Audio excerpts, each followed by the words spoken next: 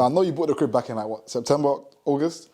August, yeah. So the auction was in August the 25th, completed on the sale early October.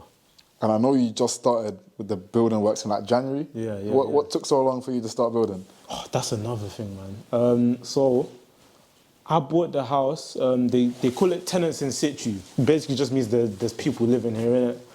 So I came. I remember during the viewings, I came to view the house twice. Like the first time, I just came just to view it. The second time, I came with my builder in mind of like how much is the refurb gonna cost, kind of thing.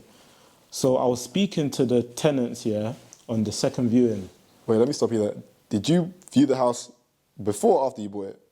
Before. Okay, I was gonna say. Before, yeah. So this is before the auction even took place. Okay. So cool. Second viewing, I'm viewing it now. I'm speaking to the one of the tenants, and she was basically telling me like, like they know the situation, this and that, blah blah blah. Because context, this is a probate house, innit? Which basically means that the owner died.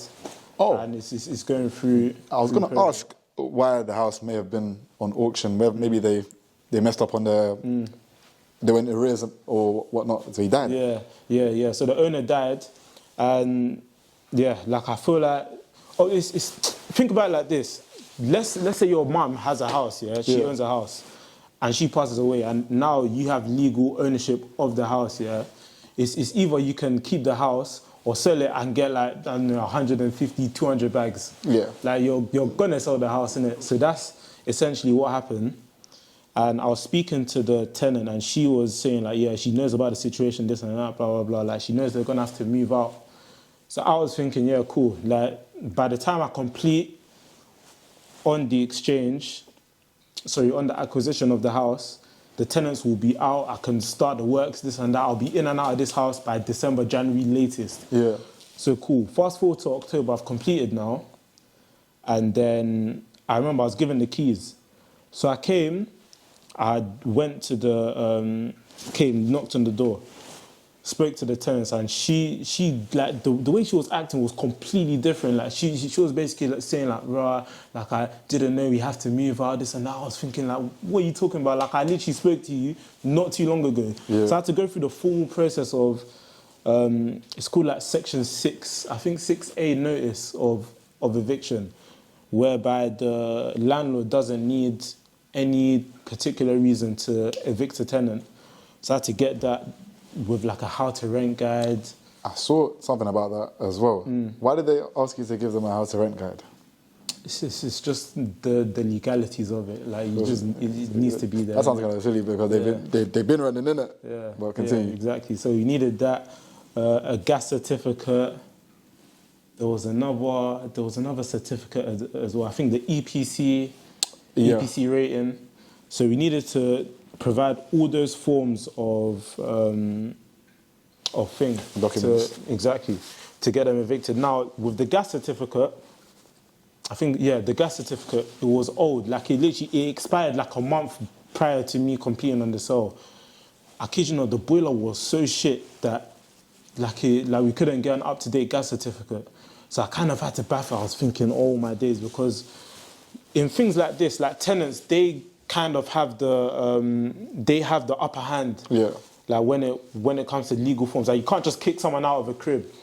And I was thinking like, right, if they can actually make this drag out for months still, and I actually might have to take them to court, go back and forth, this and that.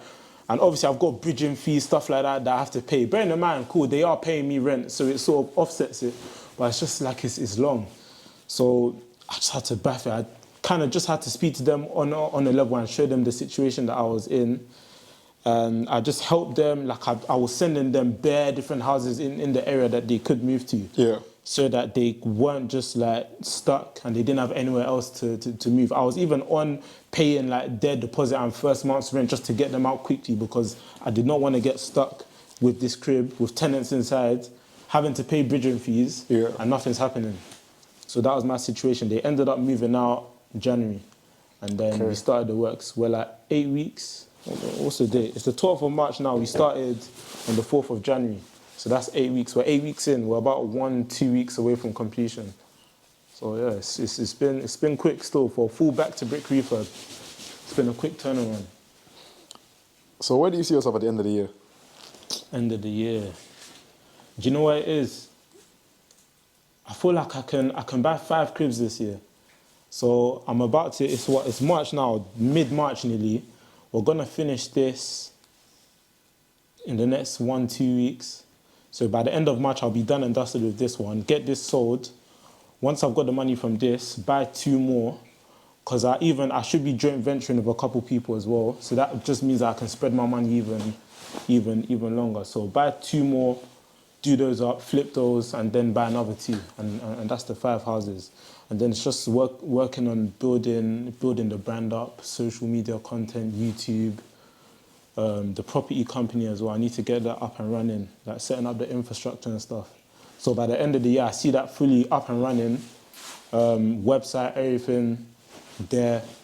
So like, we won't be credible yet because it takes time to build credibility, but we'll be well on the way. And yeah, I think I'll be like 4 or 5 projects deep by the end of the year.